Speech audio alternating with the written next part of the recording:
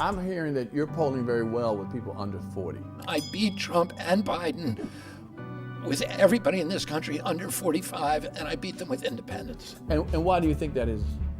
I think I'm the only one talking about the economy. I'm the only one talking about the housing crisis. Right. There's so much slander about me that I'm anti-vax, that I'm a conspiracy theory, all these things that are not true. If you just watch MSNBC and CNN and you just read the New York Times, you're going to believe that. But young people, people of color, independent voters are getting their news now from podcasters, from long-form interviews, and they let me on, and they let me talk. And when people, when they see that I'm common sense, I want to solve people's problems. Listen, I've been, doing the same thing for 40 years, and I've never run for political office. I never wanted to be president, but I can do this job because I've sued all the agencies that are causing the corruption. And when people hear that, they convert.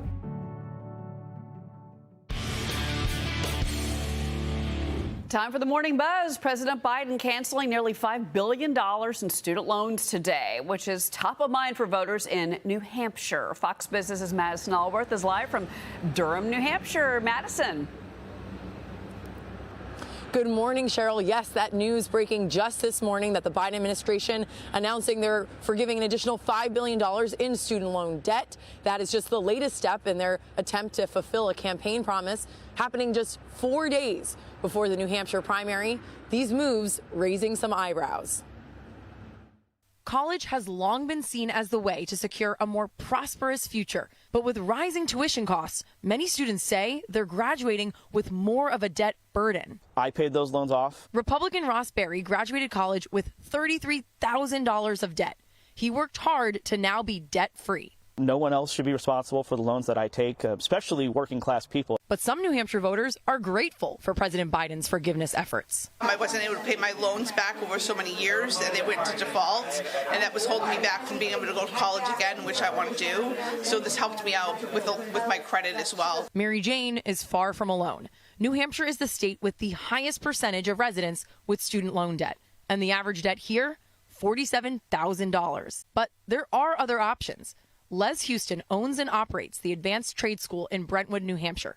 He says his graduates are not happy. I think the highest level of frustration are from recent graduates of trade programs that are now in the trades saying, I paid my own way. Students like Mason Langevin choose these trade programs to avoid the student debt predicament. Why would I spend 4 years at a college and come out with hundreds of thousands of debt where I could go to 4 years of plumbing school and the most it'll be is like $4,000? It's like a no-brainer for me.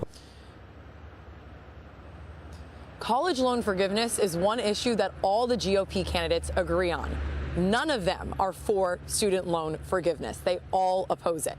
So it'll be very interesting to see how this impacts young voter turnout on Tuesday. Cheryl? Well, we're going to get a good look at that this weekend as we see from all of our reporters that are spanned out across New Hampshire, Madison, like you, what is happening on the ground. And we're looking forward to it. Thank you very much for that live report, Madison. And it is primary day in New Hampshire. Voters have already begun lining up at the polls to cast their ballots for 2024. All eyes are on former South Carolina Governor Nikki Haley and former President Donald Trump, who are the two remaining Republican candidates on the presidential ballot.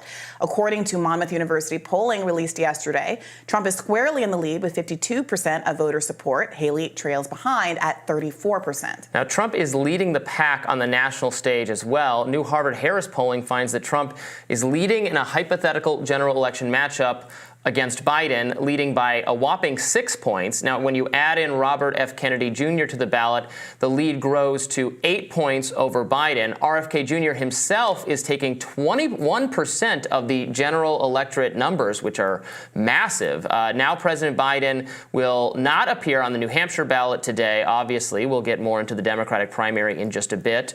But first, Brianna, take a look at those numbers. Actually, I think the RFK Jr. number it might be the one our viewers are most interested in. You know, again, we're calling to mind, we're summoning Ross Perot vibes here. The last time we had a third-party challenger doing that well.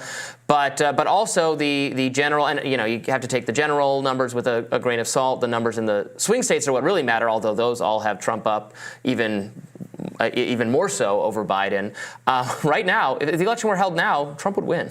Yeah, I mean, there's no way around it. And that is the story, and that's, let's be frank, likely to be the outcome. But I do think in some ways the story here is about the bizarre and perhaps anticipated rise of Nikki Haley. I'm looking at the 538 polls over time since around April. And it's difficult to imagine that scenario where you had Ron DeSantis polling in the mid-30s.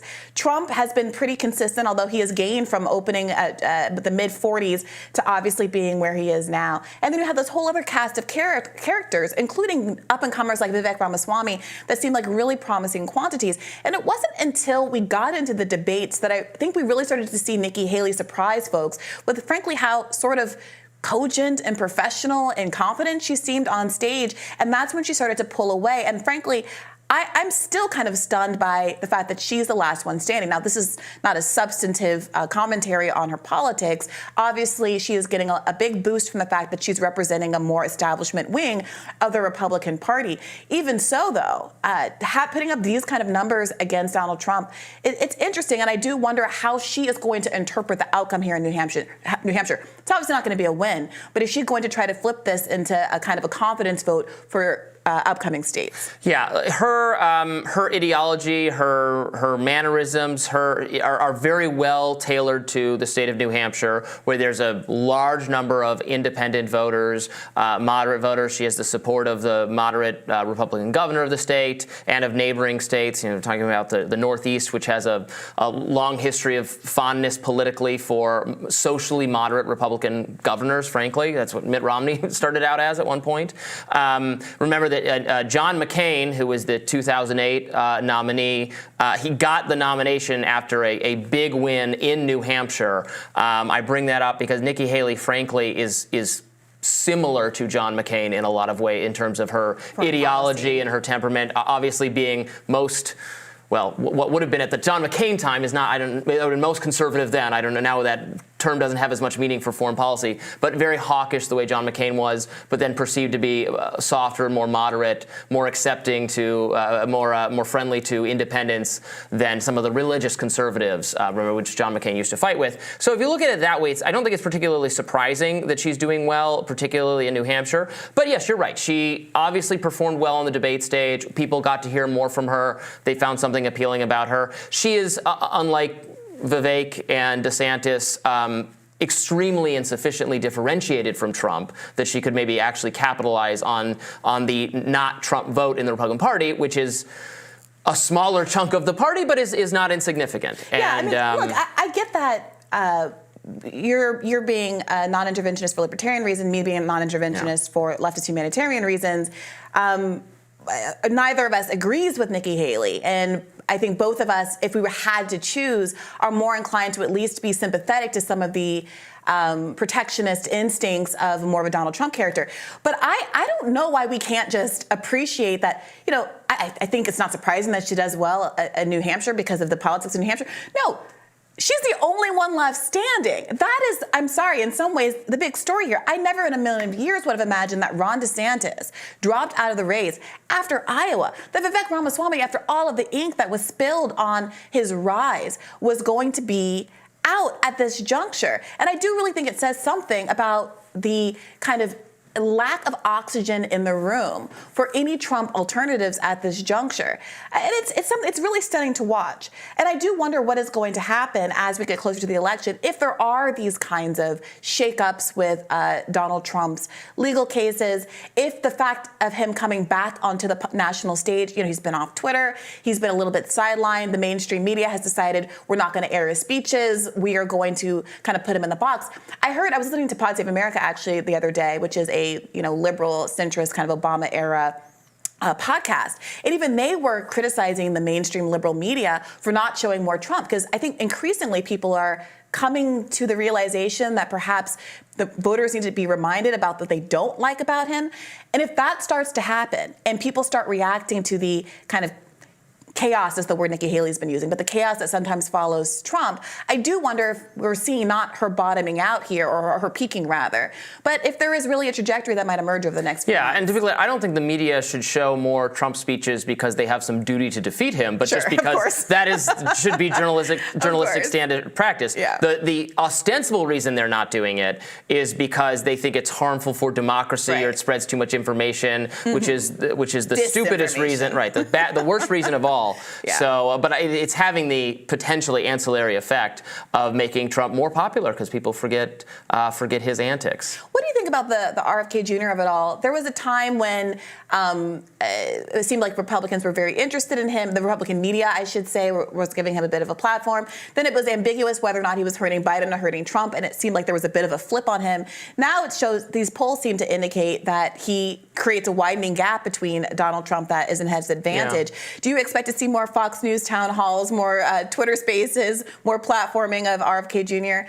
Now that he's an independent? Yeah, I mean, it's important to note he seems to be hurting Biden a little bit more than Trump, given that polling breakdown, which maybe actually is counterintuitive because I think there is some overlap between his base and Trump people. But even if he's not in there, you can't make the case that, I'm sure some Biden surrogate people are making that case now and will be if he loses. Oh, yeah. But take him out, Trump is still well ahead. Yeah. So you cannot say that, the anti-Trump vote is getting split and that's why Biden's screwed. That is not at all what the polls are telling us. And it's even worse when you look at the state-by-state polls as opposed to the national polls. I mean, Biden has his own set of problems, especially in states like Michigan, where so many Arab and Muslim American voters are just inconsolable and are saying, I don't even care if he switches course at this point. I've lost too many family members in Gaza. It's been too bad. And I don't know how he's going to dig himself out of that particular hole. I did look at the polling results. So there was then another poll that also put in, I think, Jill Stein and some other third-party candidate, Cornel West,